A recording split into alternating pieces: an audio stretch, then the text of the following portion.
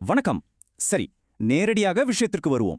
இன்று நம் கண்ணுக்கு தெரியாத ஆனால் உயிர்களை உருவாக்கும் செல்களை பற்றி அலசப் போகிறோம். செல்கள் எங்கிருந்து வந்தன? கற்பனை செய்து பாருங்கள். 3.5 பில்லியன் ஆண்டுகளுக்கு முன்பு இருந்த ஒரு கடுமையான சூழலுக்கு பயணிப்போம். முதல் உயிரினம் கொதிக்கும் நீர் ஊற்றுகளில்தான் தோன்றியிருக்கலாம். அங்கே வெப்பத்தை விரும்பும் ஒரு செல் பாக்டீரியாக்கள் இன்றும் வாழ்கிறதுன்னு தெரியுமா? ஆரம்பத்தில் கால்சியம் கார்பனேட் படிவுகள்லாம் இந்த மூலக்கூறுகளை பாதுகாத்தன. இதுவே உலகின் முதல் செல்லுக்கான பாதுகாப்பு கவசமாக மாறியது. ஆனால் ஒரு சிக்கல்.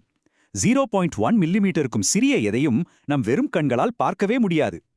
நுண்ணோக்கிகள் நமது பார்வையின் வரம்பை எப்படி உடைக்கின்றன என்பதை இது மிகச் சிறப்பாக விளக்குகிறது. ஆச்சரியமாக இருக்கிறது அல்லவா? 1665இல் ராபர்ட் ஹுக் கார்க்கை நுண்ணோக்கியில் பார்த்தார். அந்த சிறிய அறைகளை பார்த்துவிட்டு அதற்கு செல்கள் என்று பெயர் வைத்தார். இப்போது செல் சவ்வுக்குள் ஜூம் செய்வோம்.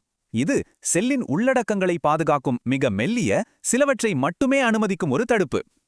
இதில் முக்கியமான விஷயம் இந்த ஃப்ளூயிட் மொசைக் மாடல் தான். இது செல் சவ்வின் கட்டமைப்பை மிக தெளிவாக விளக்குகிறது. இதில் உள்ள லிபிட், அதாவது கொழுப்பு மூலக்கூறுகள் தண்ணீருடன் எப்படி வினைபுரிய வேண்டும் என்று தங்களை மிகவும் புத்திசாலித்தனமாக அமைத்துக் கொள்கின்றன. மூலக்கூறுகள் தொடர்ந்து நகர்வதால் இது ஃப்ளூயிட். அவை டைல்ஸ் போல அழகாக அடுக்கப்பட்டிருப்பதால் இது மொசைக். மேலும் இதில் உள்ள புரதங்கள் கடுமையான காவலாளிகள். தேவையான குறிப்பிட்ட பொருட்கள் மட்டுமே உள்ளே செல்ல இவை அனுமதிக்கின்றன. சரி, இந்த காவலாளிகளை சோதிப்போமா? முற்றிலும் மாறுபட்ட திரவச் சூழலில் ஒரு செல்லை வைத்தால் என்ன ஆகும் என்று நினைக்கிறீர்கள்? ஒரு சின்ன பரிசோதனை. ஒரு உருளைக்கிழங்கு துண்டை சாதாரண நீரிலும் மற்றொன்றை 20% உப்பு கரைசலிலும் வைப்போம். முடிவை பாருங்கள்.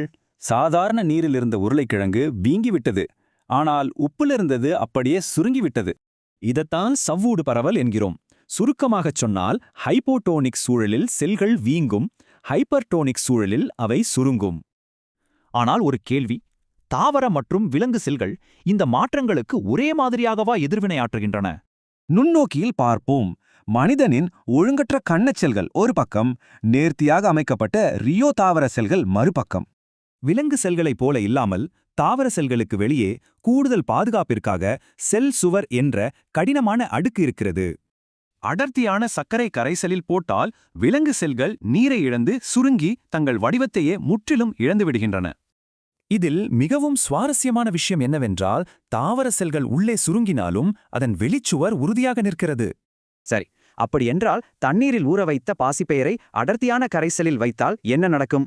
நீங்களே கொஞ்சம் யோசித்து பாருங்களேன்.